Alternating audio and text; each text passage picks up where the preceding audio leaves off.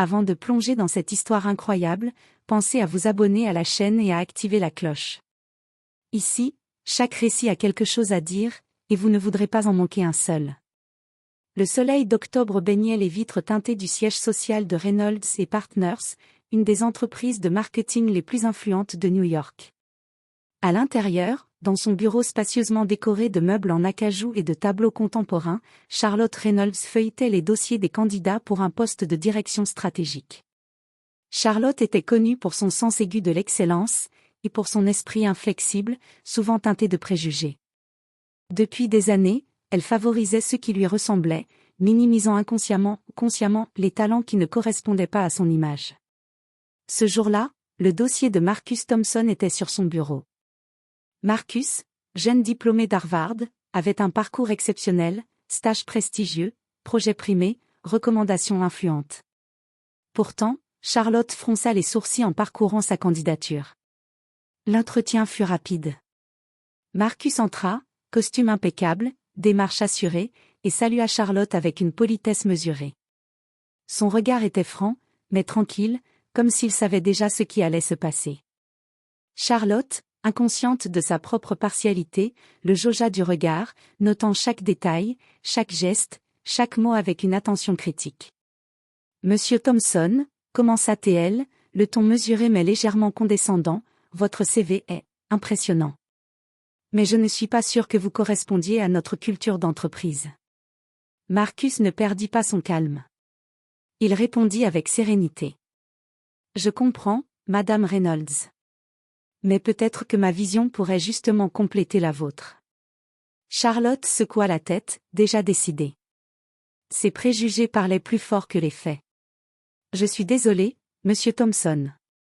Nous allons poursuivre avec d'autres candidats. » Un silence s'installa. Marcus se leva, rangea son dossier et s'approcha du bureau. Son regard croisa celui de Charlotte, et un frisson inattendu traversa la directrice. Avant de quitter la pièce, Marcus murmura, avec un léger sourire énigmatique. « Vous pourriez regretter votre décision ?» Charlotte rit intérieurement. Comment un simple candidat pourrait-il la troubler? Elle pensait avoir tout vu dans sa carrière. Pourtant, ce qu'elle ignorait, c'était que Marcus n'était pas simplement un candidat noir parmi tant d'autres. Derrière cette apparence se cachait une identité puissante, influente, capable de changer la donne. La révélation qui allait suivre allait non seulement remettre en question ses choix professionnels, mais aussi confronter Charlotte à ses propres préjugés d'une manière qu'elle n'aurait jamais imaginée. À cet instant précis, elle ne savait pas encore que le destin venait de frapper à sa porte sous la forme d'un jeune homme calme, déterminé et irrésistiblement brillant. Le lendemain de l'entretien, Charlotte Reynolds tentait de chasser de son esprit la présence calme et assurée de Marcus Thompson. Mais chaque fois qu'elle repensait à son regard franc et à ce sourire énigmatique, un malaise inattendu s'installa. Elle avait toujours cru connaître le monde du travail, pensant que son expérience et son autorité suffisaient pour juger correctement les candidats. Aujourd'hui, elle commençait à douter. Dans son bureau, elle feuilletait les dossiers d'autres candidats, mais aucun ne captait son attention. Son assistant, Peter Lang, entra discrètement avec une pile de documents. « Madame Reynolds, » dit Peter avec prudence, « il y a un appel pour vous. » « On insiste, c'est urgent. » Charlotte fronça les sourcils. Elle n'aimait pas être dérangée, surtout pour des urgences inconnues. Mais quelque chose dans le ton de Peter attira son attention. Elle décrocha le téléphone. Charlotte Reynolds à l'appareil. Une voix grave et posée répondit. « Bonjour, Madame Reynolds. Je suis Marcus Thompson. » Le cœur de Charlotte s'arrêta un instant. Comment ce jeune candidat osait-il l'appeler directement? Elle se força à répondre calmement. « Oui.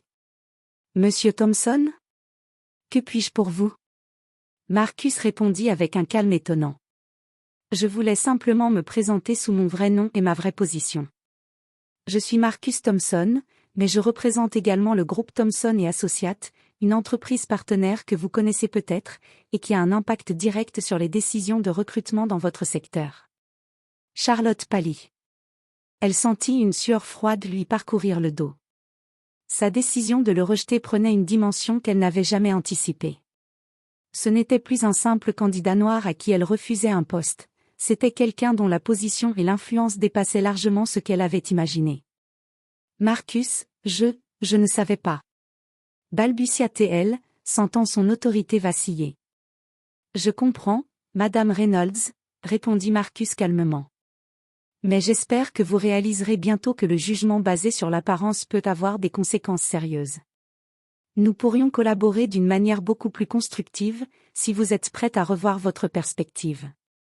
Après avoir raccroché, Charlotte resta figée, le téléphone à la main. Le monde qu'elle croyait contrôler venait soudain de se fissurer. Elle avait rejeté quelqu'un qu'elle sous-estimait totalement, et la leçon venait tout juste de commencer.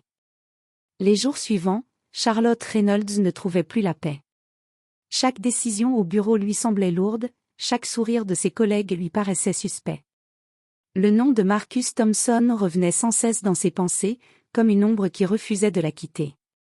Alors qu'elle préparait une réunion stratégique avec le conseil d'administration, son téléphone vibra à nouveau. Cette fois, c'était un message. Madame Reynolds, j'espère que vous êtes prête à reconnaître vos erreurs. Nous pourrions discuter d'une collaboration fructueuse. Marcus. Charlotte sentit une vague de panique. Comment ce simple candidat osait-il la contacter ainsi? Elle se força à se calmer, mais ses mains tremblaient légèrement. Lors de la réunion, Charlotte tenta de projeter son autorité habituelle. Pourtant, Gregory Lane, un membre influent du conseil, posa une question inattendue.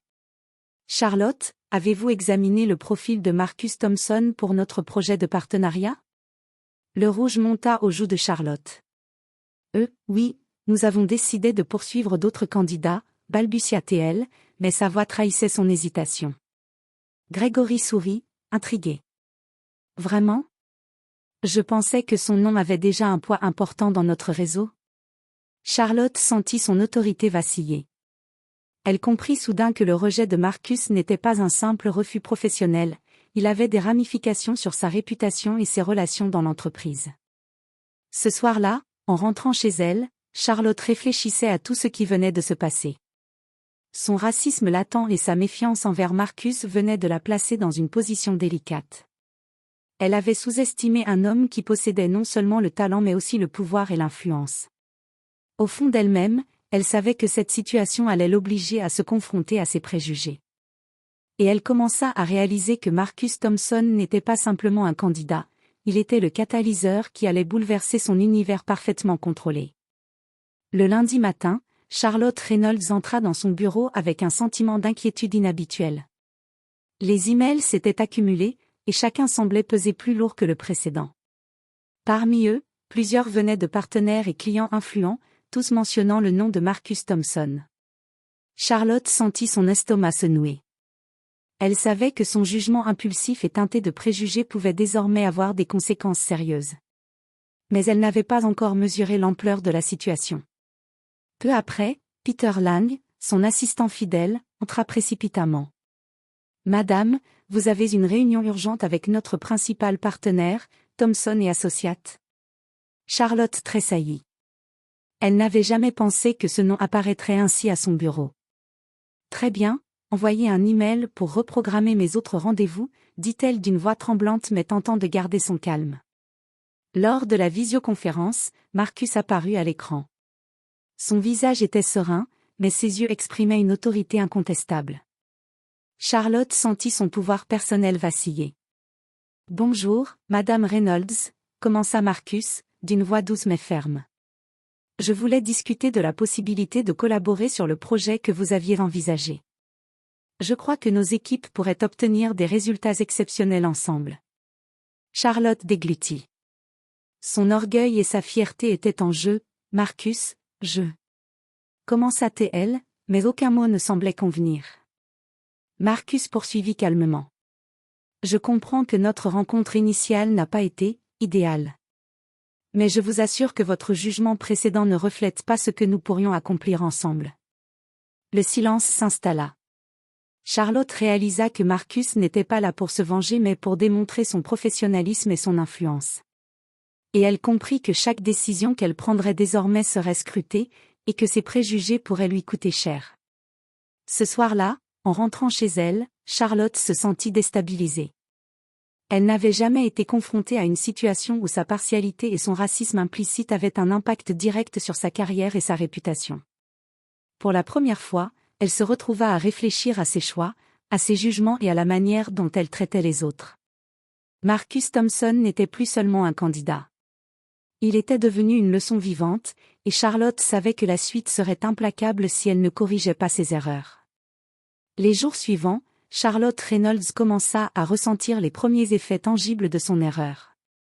Des messages discrets mais insistants de partenaires de Thomson et Associates arrivaient dans sa boîte mail. Certains clients historiques exprimaient leur intérêt pour collaborer avec Marcus, tout en laissant entendre subtilement que la décision de Charlotte pourrait affecter leur relation future avec Reynolds et Partners. Au bureau, Charlotte sentit l'atmosphère changer. Les collègues qui l'avaient toujours respectée commençaient à échanger des regards furtifs dès qu'elle passait. Elle avait toujours contrôlé son environnement, mais désormais, l'ombre de Marcus Thompson planait sur elle et sur son autorité. Lors d'une réunion interne, Gregory Lane, un membre influent du conseil d'administration, aborda directement le sujet. « Charlotte, j'ai remarqué que nous avons décliné la candidature de Marcus Thompson, mais ses projets récents ont été discutés dans tout le secteur. Croyez-vous que nous devrions reconsidérer notre position ?» Charlotte sentit un frisson lui parcourir l'échine. Le conseil n'était plus du côté de sa décision initiale, et son jugement était remis en question publiquement. Elle tenta de répondre avec assurance, mais sa voix trahissait son trouble. Je pense que nous devons rester fidèles à nos critères de sélection. » Gregory hocha lentement la tête, mais son regard ne quittait pas Charlotte. Elle comprit qu'il connaissait l'étendue de l'influence de Marcus, et que son opinion personnelle n'était plus suffisante pour maintenir sa crédibilité. Plus tard dans la journée, Charlotte reçut une invitation inattendue à un événement de réseautage organisé par Thomson et Associates. Marcus n'y serait pas physiquement présent, mais son nom dominait l'invitation. L'orgueil de Charlotte se heurta à la réalité. Si elle voulait maintenir sa position et le respect de son réseau, elle devait agir rapidement et stratégiquement. En rentrant chez elle ce soir-là, Charlotte se sentait assiégée. Chaque décision passée, chaque préjugé non avoué, chaque jugement hâtif semblait revenir pour la hanter. Elle comprit qu'elle ne pouvait plus ignorer les conséquences de son racisme implicite. Marcus Thompson n'était plus seulement un candidat rejeté, il était devenu le miroir qui reflétait ses faiblesses et son incapacité à reconnaître le talent au-delà des apparences. Pour la première fois, Charlotte se demanda si elle avait les ressources et l'humilité nécessaires pour réparer son erreur avant qu'elle ne devienne irréversible. Une semaine après l'envoi de l'invitation au réseautage, Charlotte Reynolds était en réunion avec son équipe lorsqu'elle reçut un appel inhabituel. Le nom affiché sur le téléphone fit battre son cœur plus vite, Marcus Thompson. Elle prit une profonde inspiration et décrocha. « Bonjour, Madame Reynolds », dit Marcus calmement, mais avec une autorité qui imposait le respect. « Bonjour. Marcus. » répondit Charlotte, essayant de masquer son inquiétude. « Que puis-je pour vous ?» Marcus ne perdit pas de temps. « J'ai organisé une présentation spéciale aujourd'hui avec nos partenaires. Vos concurrents et collègues y seront présents. Je voulais vous inviter personnellement à y assister. » Charlotte pâlit. Elle savait que cet événement ne serait pas seulement une formalité professionnelle, c'était un terrain où son jugement passé et son comportement seraient évalués publiquement. Elle accepta à contre-cœur, consciente que refuser serait perçu comme une faiblesse. Lorsqu'elle entra dans la salle de conférence, elle fut frappée par l'ampleur de l'événement. Des dirigeants influents de tout le secteur étaient présents. Au centre, Marcus Thompson, impeccable dans son costume, souriait avec assurance. Charlotte sentit un mélange de respect et de crainte. Marcus s'avança et prit la parole. « Aujourd'hui, je souhaite partager avec vous des projets qui, je l'espère, inspireront une collaboration fructueuse. Mais je veux aussi rappeler quelque chose de fondamental, le talent et la compétence ne se mesurent pas à l'apparence. » Un silence impressionnant suivit. Tous les regards étaient tournés vers Charlotte. Elle sentit son visage brûler de honte. Les mots de Marcus n'étaient pas seulement une leçon subtile, c'était une confrontation publique, élégante mais implacable. Après la présentation, plusieurs dirigeants vinrent féliciter Marcus pour son professionnalisme et son intelligence. Charlotte se rendit compte que ses préjugés et son rejet initial l'avaient isolée dans ce réseau influx. Elle avait sous-estimé un homme dont le charisme et l'influence surpassaient tout ce qu'elle avait imaginé. En quittant la salle, Charlotte comprit que sa position et son autorité n'étaient plus garanties. Marcus Thompson n'était plus un simple candidat qu'elle avait rejeté, il était devenu un acteur incontournable, et elle devait trouver un moyen de réparer son erreur avant qu'il ne soit trop tard. Après l'événement organisé par Marcus, Charlotte Reynolds retourna dans son bureau avec un sentiment de malaise qu'elle n'avait jamais connu auparavant. Le poids de son erreur la suivait partout, et elle sentait que sa réputation, soigneusement construite au fil des années, commençait à vaciller. Ce soir-là, seule dans son bureau, elle regarda le dossier de Marcus Thompson une nouvelle fois. Chaque ligne, chaque accomplissement, chaque recommandation prenait maintenant un sens différent. Elle avait rejeté un candidat non pas pour son manque de compétences, mais pour ses préjugés personnels. Peter Lang frappa à la porte. « Madame, je sais que vous avez eu des semaines difficiles, mais je pense que Marcus Thompson pourrait réellement être un atout pour nous si. » Charlotte leva les yeux, interrompant Peter. « Oui, je sais, mais je dois réfléchir à la manière de gérer cette situation sans paraître faible. » Peter acquiesça, comprenant le dilemme de sa patronne. Mais Charlotte réalisa que cette réflexion ne pouvait plus être une simple introspection privée, elle devait agir publiquement et concrètement. Le lendemain, elle prit la décision de contacter Marcus pour lui proposer une rencontre. Cette fois, elle voulait écouter avant de juger, et elle voulait comprendre comment réparer son erreur. Lors de cette rencontre, Marcus resta calme et professionnel. « Madame Reynolds, dit-il doucement, je ne suis pas ici pour vous humilier. Mais je crois que nous avons tous des moments où nos préjugés nous freinent. La question est, êtes-vous prête à les reconnaître et à agir ?» Charlotte sentit la vérité dans ses mots. Elle comprit que son arrogance et ses biais avaient été une barrière, non seulement pour elle-même, mais aussi pour l'entreprise. Elle se promit alors de changer son attitude, d'apprendre à reconnaître les talents sans se laisser influencer par la couleur de la peau ou les apparences. Cette rencontre marqua un tournant. Charlotte ne savait pas encore combien la route serait difficile, ni combien de temps il faudrait pour regagner la confiance de Marcus et des autres partenaires, mais elle sentit pour la première fois depuis longtemps qu'elle faisait un pas vers une véritable transformation personnelle et professionnelle. Quelques jours après sa rencontre avec Marcus, Charlotte Reynolds décida qu'il était temps de traduire sa prise de conscience en actions concrètes. Elle convoqua son équipe de direction pour une réunion exceptionnelle. J'ai pris conscience que certaines de nos décisions récentes n'étaient pas pleinement alignées avec nos valeurs, annonça Charlotte d'une voix ferme mais humble. À partir d'aujourd'hui, nous allons revoir nos processus de recrutement et d'évaluation pour garantir l'égalité des chances et reconnaître le talent sans préjugés. Ces mots, inattendus venant de Charlotte, provoquèrent un mélange de surprise et d'admiration parmi ses collègues. Pour la première fois, ils virent une facette de leur directrice qui n'avait jamais été exposée, la capacité à reconnaître ses erreurs et à agir pour les corriger. Pendant ce temps, Marcus Thompson continuait de démontrer son influence subtilement mais efficacement. Il organisa un séminaire de réseautage où il invita des leaders de l'industrie et des partenaires clés, en incluant Charlotte et son équipe. L'événement était parfaitement orchestré pour mettre en lumière le talent, la compétence et l'importance de la diversité dans les entreprises. Charlotte assista à ce séminaire avec un mélange d'appréhension et de respect. Marcus, élégant et sûr de lui, présenta les projets avec brio, tout en intégrant des messages puissants sur l'inclusion et la reconnaissance du mérite. Chaque mot résonnait dans l'esprit de Charlotte comme une leçon qu'elle n'avait jamais voulu entendre mais qui s'imposait désormais à elle avec évidence. Après le séminaire, Marcus s'approcha d'elle. « Charlotte, vous avez déjà fait le premier pas en reconnaissant vos erreurs. Le reste dépendra de votre capacité à transformer cette prise de conscience en action concrète et durable. » Charlotte hocha la tête, consciente que la route serait longue. Elle savait que ses relations professionnelles et sa réputation étaient désormais entrelacées avec l'influence de Marcus. Mais pour la première fois, elle ressentit une détermination sincère, elle allait se racheter, non pour se sauver elle-même, mais pour prouver qu'elle pouvait évoluer, apprendre et agir avec intégrité. Ce chapitre de sa vie n'était que le début d'un chemin difficile, où le respect et la compétence primeront enfin sur les préjugés et l'arrogance. Quelques semaines après le séminaire organisé par Marcus, Charlotte Reynolds entreprit de mettre en œuvre les changements qu'elle avait promis. Elle lança une révision complète des processus de recrutement et instaura des formations sur l'inclusion et la lutte contre les préjugés pour toute l'équipe de direction. Mais toutes ces initiatives ne furent pas accueillies favorablement. Certains cadres, habitués à la hiérarchie et à la manière traditionnelle de Charlotte, résistèrent ouvertement.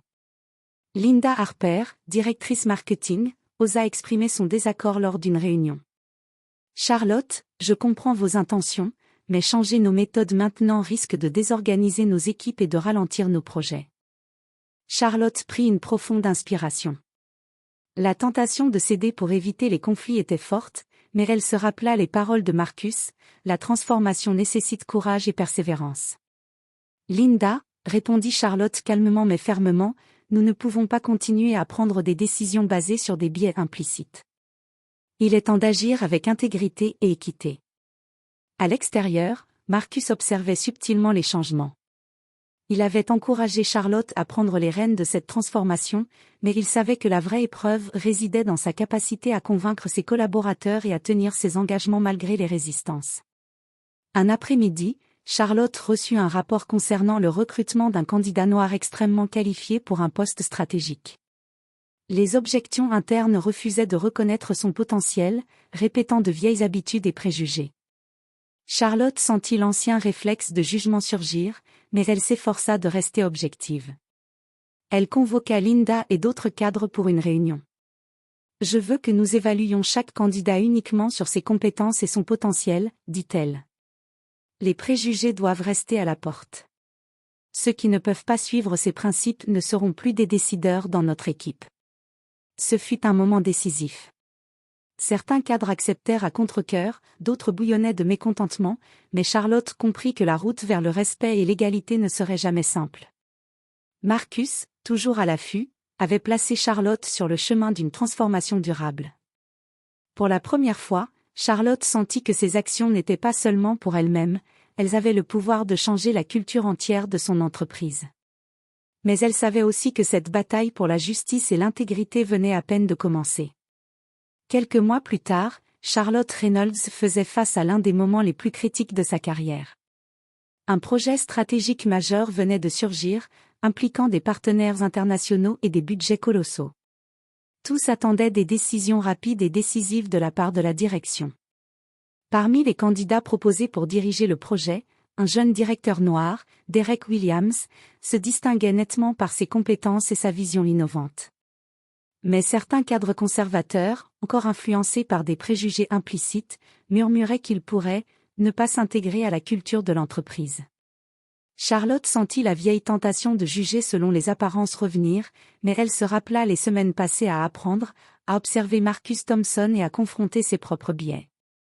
Cette fois, elle décida de laisser ses préjugés de côté. Lors d'une réunion critique, les objections fusèrent. Linda Harper exprima son scepticisme. « Charlotte, je ne dis pas que Derek n'est pas compétent, mais ce poste est crucial. Ne devrions-nous pas choisir quelqu'un avec plus d'expérience dans ce type de projet ?» Charlotte prit une profonde inspiration. Son regard se posa sur le CV et les résultats de Derek, et elle se souvint de la leçon de Marcus, évaluer le talent, pas la couleur de peau, pas les stéréotypes. Je ne choisirai personne pour ce projet basé sur des préjugés ou des impressions personnelles, répondit-elle calmement mais fermement. Derek Williams a démontré ses compétences et son leadership. Il est le meilleur choix pour ce poste, et nous devons lui donner cette opportunité. Un silence s'installa. Certains cadres acquiescèrent à contre-cœur, d'autres semblèrent surpris par sa détermination. Mais Charlotte sentit une vague de fierté, elle venait de franchir une étape décisive, prouvant à elle-même et aux autres que son changement était sincère et qu'elle pouvait prendre des décisions justes malgré la pression et les résistances. Plus tard dans la journée, Marcus Thompson la contacta par téléphone. « Charlotte, je voulais vous féliciter. Aujourd'hui, vous avez fait ce que beaucoup hésitent à faire. Vous avez placé le mérite et la compétence au-dessus des préjugés. C'est un grand pas. » Charlotte sourit pour la première fois depuis longtemps, sentant un poids se lever de ses épaules. Elle savait que la route vers l'intégrité et l'inclusion était longue, mais elle venait de prouver qu'elle était capable de changer réellement. Le test était réussi, mais le dernier chapitre de cette transformation n'était pas encore écrit. Quelques semaines après la décision de promouvoir Derek Williams, l'atmosphère chez Reynolds et Partners avait changé de manière palpable. Les équipes, inspirées par la nouvelle politique d'inclusion et le leadership transformé de Charlotte Reynolds, travaillaient avec un enthousiasme renouvelé. La culture d'entreprise, auparavant rigide et teintée de préjugés implicites, commençait enfin à évoluer vers l'équité et le mérite. Charlotte, de son côté, se sentait différente. Elle avait affronté ses biais, reconnu ses erreurs et appris à écouter avant de juger.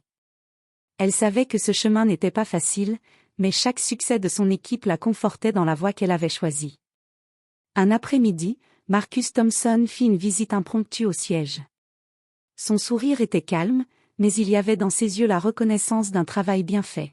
« Charlotte, dit-il en entrant dans son bureau, je voulais vous féliciter personnellement. Vous avez non seulement reconnu vos erreurs, mais vous les avez corrigées avec courage et détermination. Peu de leaders auraient eu cette lucidité. » Charlotte sentit une émotion sincère l'envahir. « Merci, Marcus. Vous m'avez montré que le talent et l'intégrité ne peuvent pas être ignorés. Je n'aurais jamais compris pleinement sans votre exemple. » Marcus acquiesça. « Aujourd'hui, vous avez gagné bien plus que la confiance de vos partenaires et de vos équipes. Vous avez gagné le respect de vous-même. Et c'est ce respect qui fait la vraie différence dans le leadership. » Charlotte sourit, consciente que cette phrase résumait tout ce qu'elle avait traversé, les erreurs, la honte, la confrontation à ses préjugés, et, finalement, la transformation personnelle et professionnelle. Quelques semaines plus tard, lors d'un événement de l'industrie, Charlotte et Marcus furent côte à côte, non pas en tant que supérieurs et candidats rejetés, mais en tant que partenaires respectueux et collaborateurs sur un pied d'égalité. Les anciens doutes et préjugés de Charlotte semblaient maintenant lointains, remplacés par une nouvelle vision de l'inclusion, du mérite et de la compétence. Ce jour-là, Charlotte Reynolds comprit enfin que la vraie autorité ne résidait pas dans le pouvoir de rejeter ou de juger, mais dans la capacité à reconnaître, à apprendre et à évoluer. Et dans ce monde qu'elle avait transformé, Marcus Thompson n'était pas seulement un catalyseur de changement, il était devenu un symbole de justice, de compétence et de respect, rappelant à tous que les apparences ne sauraient jamais définir la valeur réelle d'une personne. Charlotte avait payé le prix de son erreur, mais elle en sortait plus forte, plus juste et profondément transformée. Le passé de préjugés avait laissé place à un futur fondé sur le respect et l'intégrité.